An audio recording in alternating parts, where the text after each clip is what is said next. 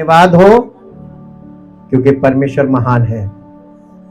आप लोगों ने रिक्वेस्ट को मान लिया, इसलिए आपका भी धन्यवाद हो। मैं आपको एनकरेज करने के लिए कह रहा हूं, एक दिन आप परमेश्वर के लिए अपनी जीवन में टाइम ऑर्गेनाइजेशन सीखिए। अभी नहीं सीखा तो क्या फायदा? जब आप सिधाई से, प्यार से कोई बात नहीं सीखता बच्चा, तो फिर क्या किया जाता है? नहीं समझ में आई भाषा? जब घी सीधी उंगली से, परमेश्वर का भी नियम यही है, कोई नियम बदलता नहीं। हाँ, परमेश्वर ही सिखाता है। जब कोई सही तरीके से ना माने तो फिर पनिशमेंट वाला रास्ता रखता है। आप अगर अच्छे से आज्ञा मान लेंगे, आज्ञा का पालन करेंगे, तो पनिशमेंट से बचे रहेंगे।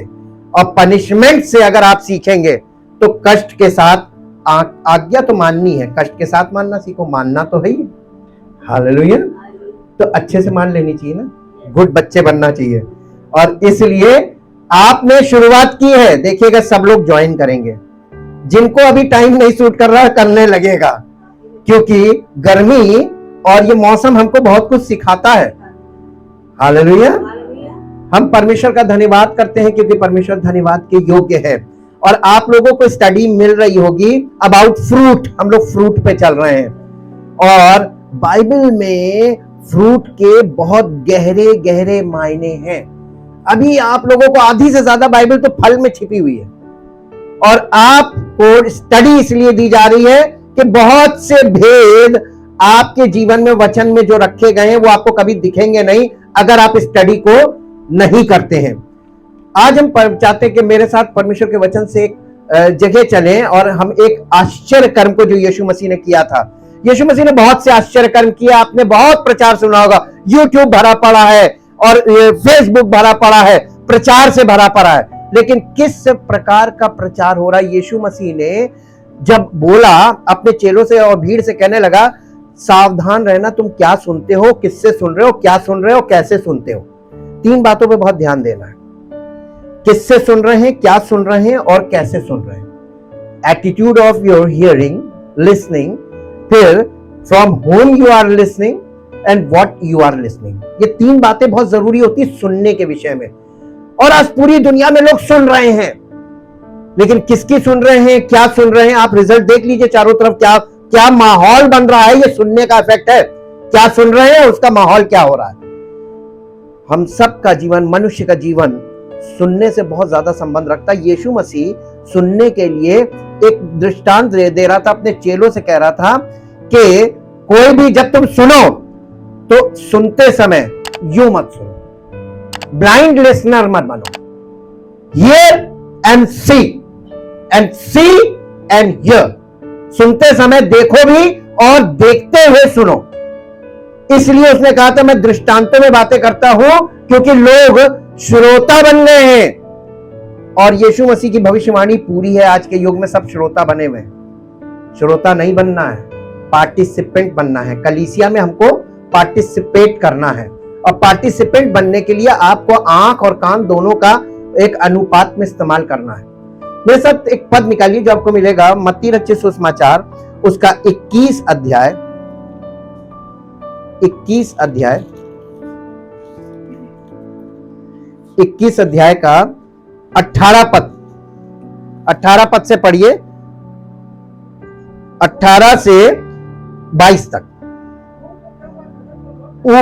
ऊपर एक हेडिंग होगी, फल रहित। आजकल हम लोग फल के बारे में स्टडी कर रहे हैं ना। अब फल रहित अंजीर का पेड़, मैं आपको यह बताना चाहता हूं पढ़ने से पहले। अंजीर और अंगूर दोनों आ से हैं, और दोनों में अंग की बिंदी है। अंजीर और अंगूर, ये 2 फल ऐसे हैं जिनमें भेद छिपे हुए हैं। और ये पुराने नियम से और नए नियम तक इसमें कुछ छिपा हुआ है, इस फल में कुछ छिपा हुआ है। अभी तो आपको फल के बारे में मैंने कुछ भी नहीं बताया, बहुत थोड़ा सा बताया। अभी तो शुरुआत की है, और अभी आपके जीवन में फल क्या चीज है ये आपको सीखना है। और फल क्या चीज है? Natural product. हमारे अंदर प्राकृतिक तौर से कोई चीज उत्पन्न होती है और प्रकट होती है, उसी को फल कहते हैं। जी, अंजीर फल रहित अंजीर का पेड़। जी, भोर को जब वो कौन? यीशु मसीह। भोर को जब वो नगर को लौट रहा था तो उसे भूख लगी। सड़क के किनारे अंजीर का एक पेड़ देखकर वो उसके पास गया और पत्तों को छोड़ और उसमें कुछ ना पाकर उससे कहा, किससे? पेड़ से कहा, अब से तुझ में फिर कभी फल ना लगे। जी, और अंजीर का पेड़ तुरंत सूख गया। ये देखकर चेलों को अचंभा हुआ और चेलों ने कहा, यह अंजीर का पेड़ तुरंत कैसे सूख गया? यीशु ने उनको उत्तर दिया, मैं तुमसे सच सच कहता हूं, यदि तुम विश्वास रखो और संदेह ना करो तो ना केवल ये करोगे जो इस अंजीर के पेड़ से किया गया, परंतु यदि इस पहाड़ से भी कहोगे उखड़ जा और समुद्र में जा पड़, ये हो जाएगा। और जो कुछ तुम प्रार्थना में विश्वास से मांगोगे वो सब तुमको मिलेगा। बस यीशु मसीह ने मुझसे बहुत से लोगों ने सवाल क्या किया? इस चीज को सुना, पढ़ा, क्योंकि इसका प्रचार बहुत ज्यादा आपने सुना नहीं होगा। कुछ टॉपिक्स ऐसे हैं जिन पे आपने कभी प्रचार नहीं सुना होगा, जिसमें से एक ये भी है। कुछ लोगों ने मुझसे सवाल किया कि यीशु मसीह ने पहली चीज पेड़ को श्राप दिया, उसको भूख लगी थी और उसको फल नहीं मिला, उसने पेड़ को श्राप दिया। पहला क्वेश्चन। दूसरा क्वेश्चन, यीशु मसीह ने उस पेड़ को, यानी तुझमें कभी फल ना लगे, ऐसा क्यों बोला?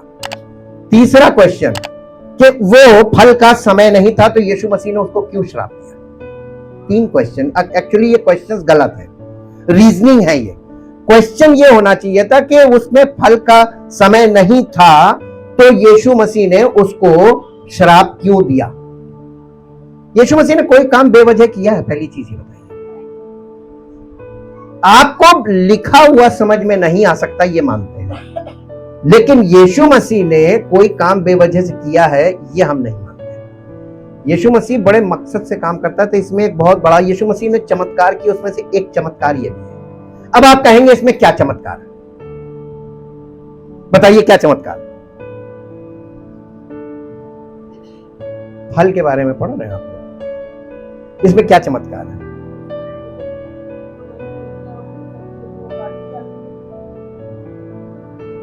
नहीं, इसमें चमत्कार क्या है? मेरे साथ एक पद निकालिए जो आपको मिलेगा उत्पत्ति में। चलिए, आपको आईना देखना पड़ेगा इसके लिए, पीछे जाके उत्पत्ति उसका 3 अध्याय और उसका 7 पद पढ़िए। तब उन दोनों की, ये कब की बात है? आदम और हवा ने जब फल खा लिया तब उन दोनों की आंखें खुल गईं। जी, और उनको मालूम हुआ कि वो नंगे हैं, सो उन्होंने अंजीर के पत्ते जोड़ जोड़ कर, ये फॉल्स रिलीजन को दिखाता है, ये फॉल्स रिलीजन को दिखाता है। यीशु मसीह को, यानी परमेश्वर से अपने आप को छिपाने के लिए कौन सी पत्तियों का इस्तेमाल किया गया था? बाइबल के अंदर पहली बार अंजीर का अगर कोई वर्णन आया है तो उत्पत्ति में आया, वो भी आदम और हवा अपने नंगेपन को छिपाने के लिए पत्तों का इस्तेमाल कर रहे हैं, अंजीर के। हालेलुया। अब मैं आपको दूसरी पॉइंट बताता हूं, मेरे साथ पद निकालें जो आपको मिलेगा होशे नबी की पुस्तक उसका 9 अध्याय, होशे नबी की पुस्तक उसका 9 अध्याय और उसका 10 पद पढ़िए। मैंने इज़राइल को ऐसा पाया जैसे कोई जंगल में दाख पाए नहीं, तुम्हारे पुरखाओं पर ऐसे दृष्टि की जैसे अंजीर के पहले फलों पर दृष्टि की जाती है। यानी Israel the nation is like a fig, अंजीर के फल के समान है परमेश्वर की दृष्टि में इजराइल द नेशन। अब आपको कुछ क्लियर हुआ?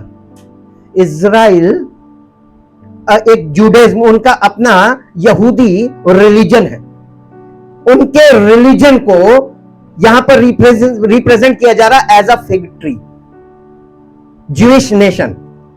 ये अब एक और पद पढ़ लीजिए, थोड़ा सा वो करना चाहिए इसका। मीका की पुस्तक में आ जाइए, 7 अध्याय उसका पहला पद, ऊपर हेडिंग होगी। मीका की पुस्तक 7 अध्याय पहला पद, ऊपर हेडिंग होगी। किसी के पास हार्डवेयर नहीं, ऊपर हेडिंग में लिखा है इजराइल का नैतिक पतन। इजराइल का नैतिक पतन, यानी इजराइल का जो नैतिक पतन है, ये फल रहित अंजीर का पेड़ हो गया। इजराइल, मीका की पुस्तक 7 अध्याय उसका पहला पद, इजराइल का नैतिक पतन। यीशु मसीह ने इजराइल के पेड़ को बिना फल के देखकर उसे कुछ कहा। यहां पे एक चीज दिखाई जा रही है, उसने किसको कहा?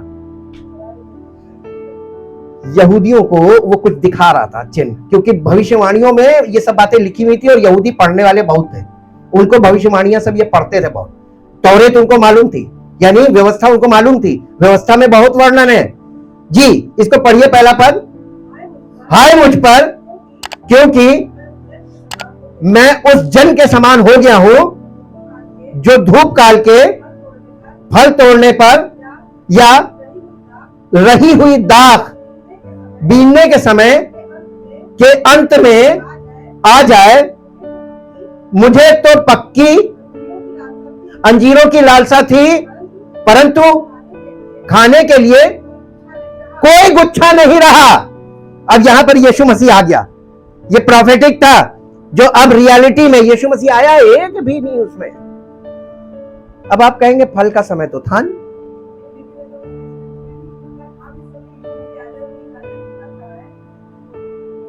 नहीं, यीशु मसीह फल ढूंढेगा नहीं। अब तो उसने पवित्र आत्मा भेज दिया है, फल उत्पन्न करने की शक्ति दे दी गई है।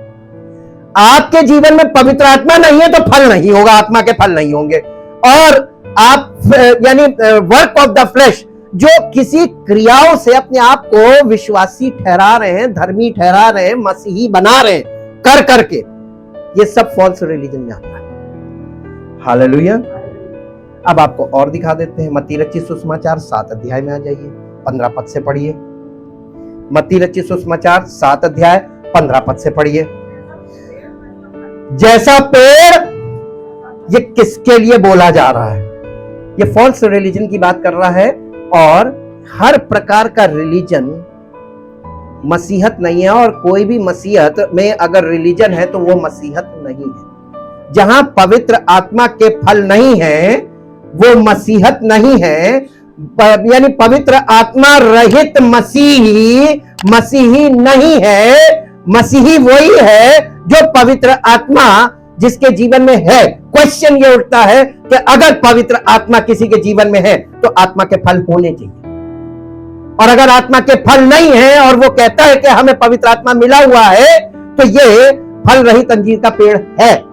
मानना पड़ेगा, हमें ये चीज सीखनी है, समझनी है कि हमारे जीवन में क्या चीज नहीं है, और जब आपके जीवन में वो नहीं है इसीलिए उसका प्रभाव भी नहीं होगा जी। अब पढ़िए इसको, झूठे भविष्यवक्ताओं से सावधान रहो जो भेड़ों के भेष में, देखिए यीशु मसीह खुल के बता रहा है अपीयरेंस। झूठे भविष्यवक्ता कभी भी आपसे अपने असली रूप में आपके पास नहीं आएंगे। वो आएंगे तो मसीह के सेवकों का रूप धारण करके आएंगे। पौलुस ने इसको आगे खोला जी। परंतु अंतर में मतलब अंदर से वे फाड़ने वाले भेड़िए हैं, उनके फलों से क्यों नहीं पहचान पाए लोग? लोगों को फलों के बारे में बिल्कुल जानकारी नहीं है। लोग लोगों के अपीयरेंस, एटीट्यूड और बिहेवियर में फंस जाते हैं। ये तो छल से किया जा सकता है। आंसू बहा के प्रार्थना कोई भी कर सकता है, भावनात्मक तरीके से। हाँ, वो अंदर से क्या है ये केवल परमेश्वर को छोड़ कोई नहीं जानता, और या वो जो पवित्र आत्मा से प्रेरित है वो पहचान लेगा कि ये ड्रामा है। जी क्या, अब देखिए बहुत ध्यान से पढ़िए, यीशु मसीह यहां पर दो फल दिखाएंगे। क्या लोग झाड़ियों से अंगूर या ऊंट कटारों से अंजीर, देखिए यही दो फल क्यों नहीं? हाँ, ये वो दोनों फल जो है वो गुच्छे में होते हैं। अंजीर नहीं, अंजीर इंडिविजुअल होते हैं लेकिन वो गुच्छे में होता है। अंजीर के फल जो होते हैं वो अलग अलग इंडिविजुअल तो होते हैं लेकिन वो एक गुच्छा होता है। इसका जो रियल पेड़ है उसमें ये गुच्छों में लटकते हैं। अंजीर का गुच्छा होता है और अंगूर का गुच्छा होता है। ये प्लूरल फ्रूट्स होते हैं और ये अलग अलग एक एक आप खा सकते हैं और ये बहुत मीठे होते हैं और इनका जो रस होता है वो रस बहुत मेडिसिनल गुणों से भरा होता है, ताकत देने वाला। ये बहुत इंपॉर्टेंट फ्रूट है बाइबल में दो। जी, इसी प्रकार हर एक अच्छा पेड़ अच्छा फल लाता है और निकम्मा पेड़ बुरा फल लाता है। अच्छा पेड़ बुरा फल नहीं ला सकता और ना निकम्मा पेड़ अच्छा फल ला सकता है। जो पेड़ अच्छा फल नहीं लाता वो काटा और आग में डाला जाता है। इसी प्रकार उनके फलों से तुम उन्हें पहचान लोगे। यहां पे जो यीशु मसीह ने शिक्षा दी थी उसी शिक्षा को अब यानी लोगों के सामने दृष्टांत के रूप में दिखा रहा है। कहां? फल रहित अंजीर के पेड़ में। जो उसने शुरू में बोला था, उसने कहा डेमोन्स्ट्रेट करके दिखाते हैं। अब वापस वहीं पे आ जाइए, मत्ती 24 में आ जाइए। मत्ती 24 का 32 पद से पढ़िए। अंजीर के पेड़ से ये दृष्टांत सीखो, जब उसकी डाली कोमल हो जाती है और पत्ते निकलने लगते हैं तो तुम जान लेते हो कि ग्रीष्म काल निकट है। इसी रीति से जब तुम मत्ती 24 में अंत के लक्षण दिए हुए हैं, इसी रीति से जब तुम, कौन सी बातें? जब तुम देखना कि जाति पर जाति, राज्य पर राज्य चढ़ाई कर रहे हैं, हर जगह लड़ाइयों और लड़ाइयों की चर्चा सुनो, अकाल, भूकंप, महामारियां सुनो, ये चीजें देखने लगना। अंत की जो सारी बातें लिखी हुई है, जब तुम इन चीजों को देखने लगो, लक्षण, तब समझ जाना, तो जान लो कौन द्वार पे खड़ा है। आप किस युग में है? सन्नाटा क्यों? कोई न्यूज नहीं देख रहा है? किसी को आज के युग में क्या हो रहा है कुछ दिखाई नहीं दे रहा? लक्षण जो लिखे हुए कितनों को दिखाई दे रहे हैं? थोड़े लोगों को दिख रहे हैं, बाकी को भी नहीं दिख रहे हैं, क्योंकि किसी को मतलब ही नहीं है। निपट जाएंगे सब। केवल सुनने वाले मत बनो, देखो, समय के लक्षण देखो। एक पद निकालिए, मत्ती रचित सुसमाचार 16 अध्याय पहले पद से पढ़िए। मत्ती रचित सुसमाचार 16 अध्याय पहले पद से। और फरीसियों और सदूकियों ने पास आकर यीशु मसीह को परखने के लिए उससे कहा, हमें आकाश का कोई चिन्ह दिखा।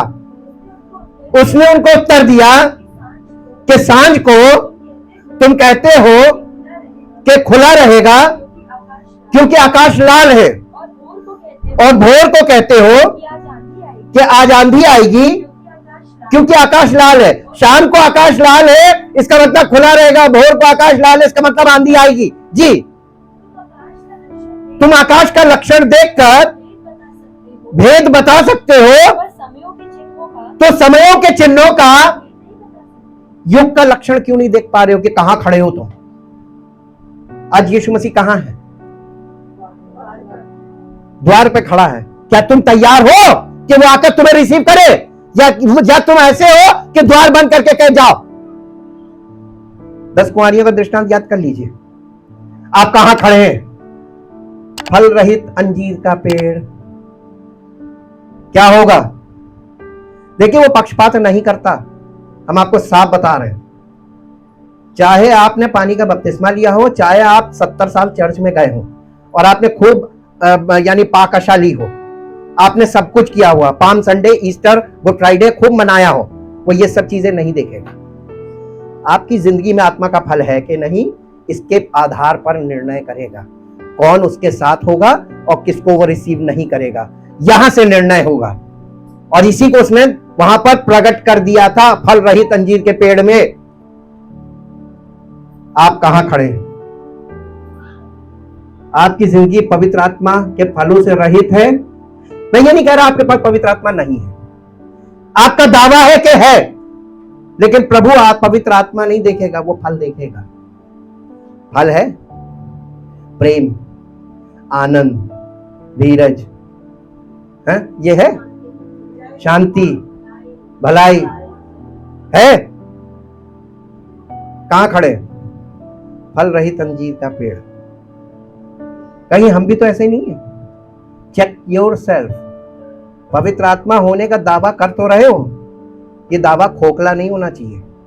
अगर आत्मा का फल है तो तुम पास, और नहीं तो दावा करके भी फेल। हालेलुया। उसने वहां पर बहुत जबरदस्त चीज दिखा दी थी। यीशु मसीह अपनी गवाही नहीं देता, पिता उसकी गवाही देता था, पवित्र आत्मा उसकी गवाही देता था, हर चीज उसकी गवाही देती थी जी। कभी उसने अपने आप को घोषित नहीं किया कि I am the son of God. जब उसने बोला पिलातुस ने कि तू राजा है, उसने कहा तू आप कहता है। हालेलुया।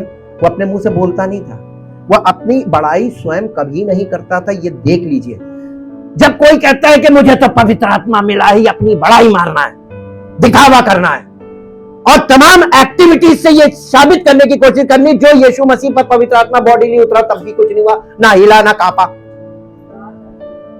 अगर यीशु मसीह नहीं कांपा, हिला नहीं, तो ये क्या है जो आज दिखाया जा रहा है? फॉल्स। ये फ्रूट ऑफ द बॉडी है, फ्रूट ऑफ द फ्लैश कह सकते हैं आप। ये शरीर का फल है जो दिखाया जा रहा है। यीशु मसीह यानी पिता परमेश्वर, पिता पुत्र और पवित्र आत्मा, ये तीनों की भाषा मालूम क्या है? ये सिंबॉलिक लैंग्वेज में बात करते हैं। और सिंबॉलिक लैंग्वेज ऐसी है कि आप बच्चे को शुरुआत में जब बिगिनिंग होती है, बच्चे को ए नहीं सिखाया जाता है, लेटर नहीं सिखाया जाता है, उसको एप्पल बताया जाता है। ए से क्या चीज है, वो चीज उसके दिमाग में छप जाती है और सारी जिंदगी वो बताएगा ए फॉर क्या है। वो एप्पल नहीं भूलेगा, ए भूल सकता है। आप लेटर्स पे फोकस करते हैं, परमेश्वर हमेशा सिंबॉलिक लैंग्वेज में बात करेगा। हाँ, वो बता देंगे, उनको एप्पल नहीं याद रहेगा लेकिन सेब जरूर याद रहेगा। एप्पल क्या है? एप्पल दिखाओ। परमेश्वर फल दिखाकर हमारे दिमाग में वो फल चिपका देता है। आप हो सकता है लिखा हुआ भूल जाए, लेकिन वो फल नहीं भूलेंगे। पवित्र आत्मा के फल, आत्मा का फल, वहां पे फलों का जिक्र किया गया ताकि आप फल आपके अंदर छप जाए कि ये फल होने चाहिए। आप लोगों में क्या देखें? लोगों की एक्टिविटीज देखकर धोखा मत खाना। वो किस रूप में आएंगे? भेड़ियों के भेष में। भेड़िए जो हैं भेड़ के भेष में आएंगे, भेष बदल के आएंगे। उनके फलों से पहचानना। और हम फल नहीं देखते, हम शरीर के काम देखकर उनको पहचानते। अच्छा, ये करते, आंसू बहा के करते हैं। पौलुस ने लिखा, पौलुस ने इस भेद को खोल दिया था कि इसमें कोई आश्चर्य की बात नहीं, क्योंकि शैतान आप भी ज्योतिर्मय स्वर्गदूत का स्वरूप धारण करता है और उसके चेले मसीह के सेवकों का रूप धारण करके आएंगे। हालेलुया।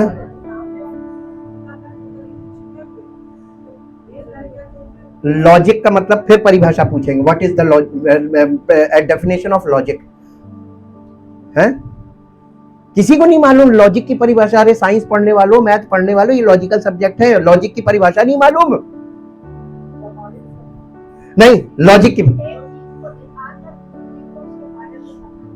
लॉजिक का मतलब होता है जो दिख रहा है उसको देखकर जो नहीं दिख रहा है, यानी उसका सोर्स, उसको पता कर लेना।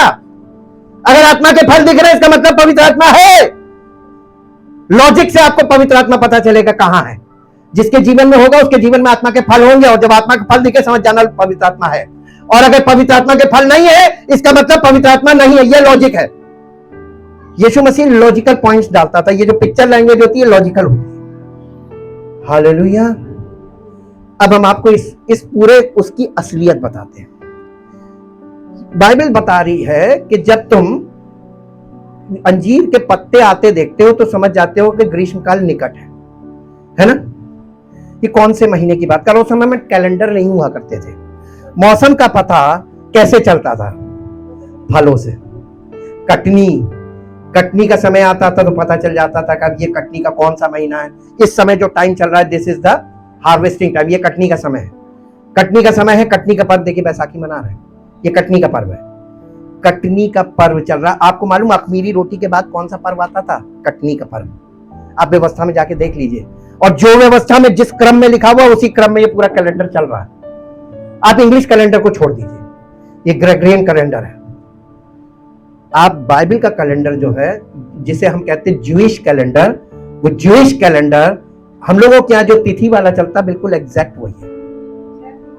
हाँ, यही वाला कैलेंडर है। और इसके महीने और उसके महीने कभी मैच नहीं करते। ज्यूइश कैलेंडर के महीने और इंग्लिश कैलेंडर के महीने कभी नहीं मैच करेंगे। जो ज्यूइश कैलेंडर है वो लूनर कैलेंडर है, और ये जो इंग्लिश कैलेंडर है ये सोलर कैलेंडर है। आप कौन से कैलेंडर को, आपको चलना दोनों से है। आपको ड्यूटी करनी है, सरकारी नौकरी करनी है, सब कुछ करना है तो आपके लिए इंग्लिश कैलेंडर है, लेकिन this calendar is for the world. हाँ, वो कैलेंडर आपकी यानी प्रोफेटिक लैंग्वेज जो बाइबल चल रही है वो उस कैलेंडर से चल रही है। उस कैलेंडर से आपको चलना पड़ेगा। और वो कैलेंडर ये है कि कटनी के से पहले ग्रीष्म ऋतु, यानी ये जो इसको क्या बोलते हैं, स्प्रिंग सीजन बोलते हैं या शरद, वसंत ऋतु जो आती है, इसमें पेड़ रिन्यू होते हैं। ये रिन्यूअल ऑफ लाइफ है। और यीशु मसीह का क्रूसिफिक्शन किस समय हुआ था?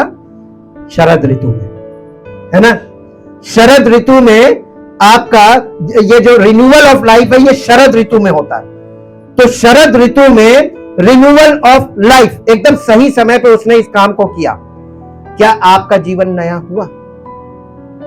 अब बेटा इंग्लिश में निकालो वही वाला जहां हम पहले पढ़े थे, मत्ती रचित सुसमाचार 21 अध्याय का 18 पद से। इंग्लिश में मत्ती 21:18। इन द अर्ली डॉन, भोर के समय में, the next morning, as he was coming back to the city, he was hungry, and as he saw one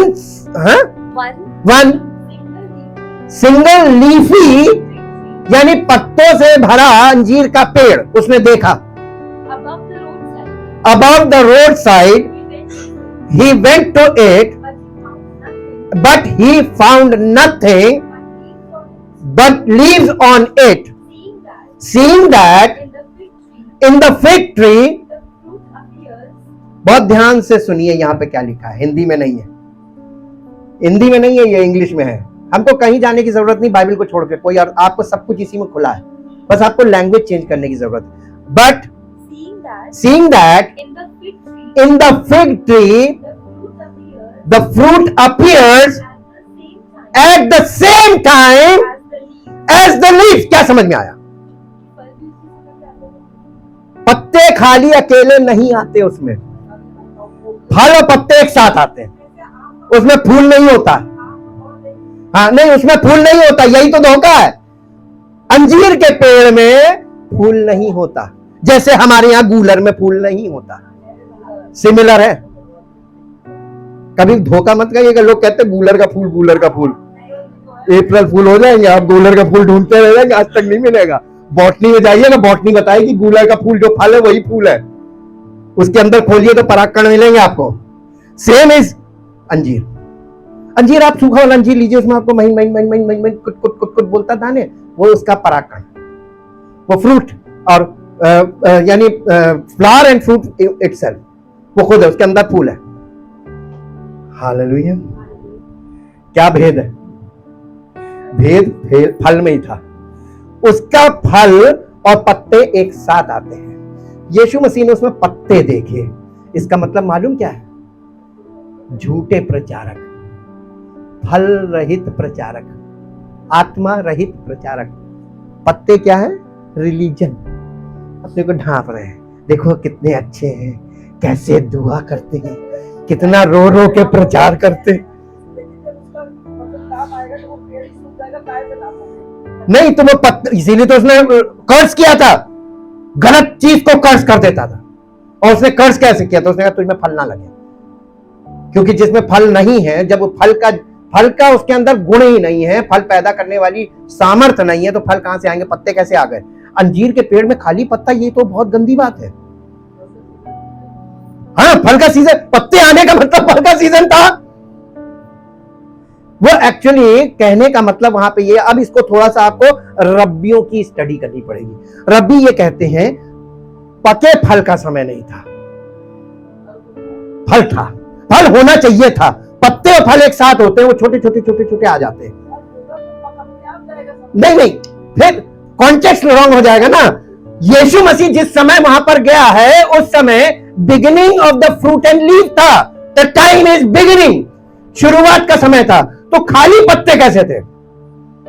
छोटे छोटे फल होने चाहिए थे ना। फल पकने के लिए तो समय है, फल पकने का समय नहीं था। जब पके फल का समय होता वो अलग होता है, लेकिन ये समय था। पत्ते अगर दिख रहे हैं और फल नहीं है, इसका मतलब कि झूठे भविष्यवक्ता और झूठे प्रचारक, जो उसने 7 अध्याय में बोला था, उसको डेमोन्स्ट्रेट कर रहा था। और इसलिए ये इजराइल द नेशन को दिखाता है। फॉल्स रिलीजन वाले रिलीजन को आगे रखते हैं और रिलीजियस एक्टिविटीज के द्वारा विदाउट फ्रूट लोगों को धोखा दे देते हैं। यीशु मसीह का मेरे सामने धोखा नहीं चलेगा। उसने इसीलिए यहां पर लिखा हुआ है कि leaves and fruit at the same time, उसी समय जब पत्ते आते उसी समय फल भी आता, फल आता उसी समय पत्ते आते हैं जी। And he said to it, never again shall fruit, तुम्हारे उसमें फल पकेंगे नहीं कभी, आया ही नहीं तो पकेगा क्या? हालेलुया। ये टाइम की बात है, समय का लक्षण। यीशु मसीह यहां 2 चीजें सिखा रहे थे। एक तो फल रहित जिंदगी को एक्सेप्ट नहीं करेगा, चाहे लोग कितना ड्रामा अभी कर लें, उसकी सेकंड कमिंग पर वो फल वाले पेड़ों को एक्सेप्ट करेगा, बाकी को रिजेक्ट करेगा। एक बात ये। दूसरी बात ये कि समय के लक्षण, लोगों को समय का लक्षण देखना शुरू करें। आप समय का लक्षण इंग्लिश कैलेंडर से मत देखिए, आप समय का लक्षण यीशु मसीह ने जो बातें बोली है एंड टाइम प्रोफेसीज, वहां से जाके वचन के आधार पर समय का लक्षण देखिए। हम कहां खड़े हैं? एक बार जल्दी से मेरे साथ निकाल दीजिए, थोड़ा रिवीजन समय के लक्षण पे करना है। मत्ती रचित सुसमाचार 24 अध्याय में आ जाइए। 24 अध्याय और उसके 3 पद से पढ़िए। और जब वो कौन? यीशु मसीह जब जैतून पहाड़ पर बैठा था, तो चेलों ने अलग उसके पास आकर कहा, हमसे ये कह कि ये बातें कब होंगी और तेरे आने का और जगत के अंत का क्या चिन्ह होगा? एक्चुअली जगत का अंत का मतलब है युग का अंत। ये युग खत्म होगा और नया युग शुरू होगा जी। यीशु ने उनको उत्तर दिया, सावधान रहो। सबसे पहली बात, युग के अंत के लक्षण को आपको अगर जानना है तो सबसे पहले आपको सावधान होना। सावधान रहो, इसका मतलब कि ये सावधान इसलिए होना है क्योंकि युग के अंत के समय को लोग भ्रमित करेंगे, तुमको कंफ्यूज करेंगे जी, क्योंकि बहुत से ऐसे होंगे जो यीशु मसीह के नाम से आकर कहेंगे कि मैं मसीह हूं और बहुतों को भरमाएंगे। मैं मसीह हूं का मतलब आप समझते हैं? यीशु मसीह देसी भाषा में बोल रहा था। मसीह का मतलब होता है मसा, अनॉइंटिंग। बहुत से यीशु मसीह के नाम से आएंगे और कहेंगे I am the anointed person, मैं अभिषिक्त सेवक हूं। और आज के युग में आप देखिए, आप कोई प्रचारक, कोई सेवक आता बड़ा, तो उसके उसमें हैंडबिल में क्या लिखा जाता है? अनॉइंटेड मैन ऑफ गॉड लिखा जाता है कि नहीं? आप इस भाषा पे स्टडी करेंगे तो आपको पता चलेगा ये भाषा का इस्तेमाल नहीं करना है।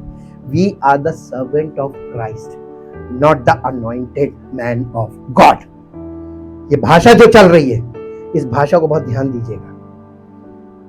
सन ऑफ गॉड के समय में मैन ऑफ गॉड नहीं आना चाहिए। और मैन ऑफ गॉड अगर कह रहा है कोई अपने आप को अनॉइंटेड मैन ऑफ गॉड, तो फॉल्स क्राइस्ट कहते हैं उसको। They are the false Christ जी।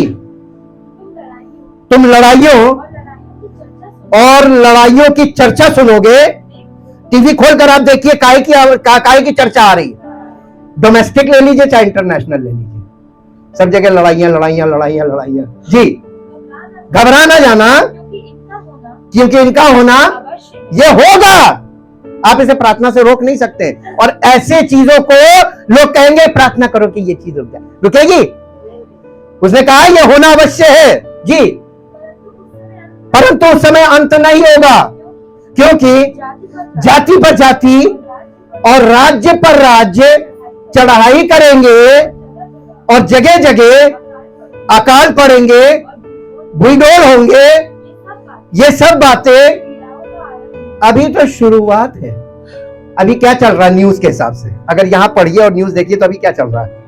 अभी तो शुरुआत हुई है। अभी तो गर्मी की सीजन की शुरुआत हुई है 22 जी। तब वे क्लेश दिलाने के लिए तुम्हें पकड़वाएंगे और तुम्हें मार डालेंगे, और मेरे नाम के कारण सब जातियों के लोग तुमसे बैर रखेंगे। तब बहुतेरे ठोकर खाएंगे और एक दूसरे से बैर रखेंगे। और इसी समय में बहुत से, कितने झूठे भविष्यवक्ता भी उठ खड़े होंगे और बहुतों को भरमाएंगे कि देखो ये भविष्यवाणी पूरी हो रही है। अब देखो ये भविष्यवाणी। धोखा मत खाना, यूट्यूब भरा पड़ा है इस चीज से। किसकी मानोगे? बाइबल की सुनोगे तो प्रभु की सुनोगे, और इनकी सुनोगे तो प्रभु की नहीं सुनोगे जी। और अधर्म के बढ़ने से, अधर्म किसे कहा गया? यहां पे रुक जाइएगा, हमारे पॉइंट पे जहां पर ध्यान देने वाला वहां रोक देते। सीला, स्टॉप एंड थिंक। अधर्म का मतलब क्या है ना? अधर्म का मतलब पाप नहीं होता है। बेटा इंग्लिश में पढ़ दो इसको, इंग्लिश में। And the love of the great body of people. कलीसिया की बात की जा रही है। कलीसिया के लिए बोला जा रहा है कि ग्रेट बॉडी ऑफ पीपल, मसीही प्रेम ठंडा हो जाएगा जी, बिकॉज ऑफ द मल्टीप्लाइड। अधर्म का मतलब क्या है? The multiplied lawlessness and inequity. यानी अधर्म का मतलब होता है इंग्लिश में अनराइचियसनेस। यानी राइचियसनेस का मतलब, राइचियसनेस एक ही है, राइचियसनेस ऑफ गॉड। यीशु मसीह पर विश्वास करके परमेश्वर की ओर से जो हमें धार्मिकता मिलती है, उस धार्मिकता में हमें पापों की क्षमा और पवित्र आत्मा का गिफ्ट मिलता है। ये है राइचियसनेस। अनराइचियसनेस का मतलब हर डिनोमिनेशन की अपनी एक धार्मिकता की थ्योरी होगी। पानी का बपतिस्मा लो, वाटर बैप्टिज्म ले लो, उसके बाद हाथ रखेंगे, प्रेयर करेंगे, होली स्पिरिट, क्या बोलते हैं वो लोग, होली स्पिरिट नहीं, Holi spirit encounter, Holi spirit encounter के लिए बुलाएंगे, टैरी मीटिंग करेंगे। ये दीज आर द थ्योरीज। इस तरीके की बातें कलीसियाओं में बहुत फैल जाएंगी और लोग इस वाली धार्मिकता में आ जाएगी। ये अनराइचियसनेस है। Righteousness of God is always from God. The righteousness we receive from God, that is the righteousness. Unrighteousness का मतलब मनुष्यों की अपनी बनाई हुई धार्मिकता की पद्धति। इसके बढ़ने से कलीसियाओं में डिसऑर्डर्स बढ़ जाएंगे, आपस में लोग एक दूसरे से नफरत करेंगे, एक दूसरे की टांगे खींचेंगे, सेल्फ प्रमोशन होगा और हर व्यक्ति अपनी अलग एक मंडली बनाने लगेगा। और वही हो रहा है जी। इंग्लिश कंप्लीट कर दीजिए। But he who endures to the end. अब हिंदी में आ जाओ। जो अंत तक धीरज धरे रहेगा। ले तो उद्धार कहां हुआ? बपतिस्मा ले लिया, कलीसिया में बने हुए हैं, टाइप पेइंग मेंबर। जो अंत तक धीरज धरेगा, इसका मतलब यह है यीशु मसीह के आने तक आपको और हमको क्या रखना है? सच्चे लोगों को धीरज। आपको मालूम है अच्छी भूमि पर के वे हैं जिन्होंने वचन को सुना और अपने भले और उत्तम मन में संभाले रहे और धीरज से फल लाए। फल कैसे आता पेड़ में? आपने धीरज रखा ही नहीं, उसका इंतजार ही नहीं किया। पवित्र आत्मा आपको दिया गया, पवित्र आत्मा के अनुसार आप ठहरे ही नहीं। आप पवित्र आत्मा आपके अंदर फल पैदा करता, आप खुद ही अपना एक्टिविटीज में लग गए जो आपको वहां पर कलीसियाओं में बताई जाती, ये करो ये करो ये करो। हालेलुया। कितना बड़ा भेद छिपा हुआ फल में। Thank you Jesus. कहीं हम फल रहित पेड़ तो नहीं। हर एक व्यक्ति अपनी जिंदगी पर फोकस करे। जब आप परमेश्वर के वचन पे फोकस करते हैं तो परमेश्वर के वचन पे फोकस करने का मतलब है कि आप बाहर क्या चल रहा है, वचन क्या दिखा रहा है कि बाहर क्या चल रहा है और आपके अंदर क्या चल रहा है, दोनों तरफ देखिए। आपको केवल सुनना नहीं, आपको देखना भी है। और अगर आप देखने में कामयाब हो गए तो आपकी जिंदगी बचेगी। और अगर आप देख नहीं पाए तो यीशु मसीह ने कहा था वे सुनते, उनको सुनने दो, वे सुनते रहेंगे, उनके कुछ समझ में नहीं आएगा। वो देख नहीं सकते, वो सुन सकते हैं। सुनते रहो, तुम्हारे जीवन में कोई फल नहीं आएगा। Thank you thank you thank you Jesus. कितने लोग चाहते हैं कि उनकी जिंदगी में पवित्र आत्मा के द्वारा फल उत्पन्न हो? कितने लोग चाहते हैं? अगर आप चाहते हैं कि आपके जीवन में पवित्र आत्मा फल पैदा करे तो आपको अपना जीवन पवित्र आत्मा के कंट्रोल में देना पड़ेगा, आपको समर्पित होना पड़ेगा। हे प्रभु, पवित्र आत्मा परमेश्वर है और पवित्र आत्मा को समर्पित होना परमेश्वर को समर्पित होना है। लास्ट में एक वर्ष निकालिए, मैं प्रार्थना में चलूंगा। याकूब की पत्री, द बुक ऑफ जेम्स, याकूब की पत्री, इब्रानियों के बाद है नए नियम में, याकूब की पत्री, उसका 4 अध्याय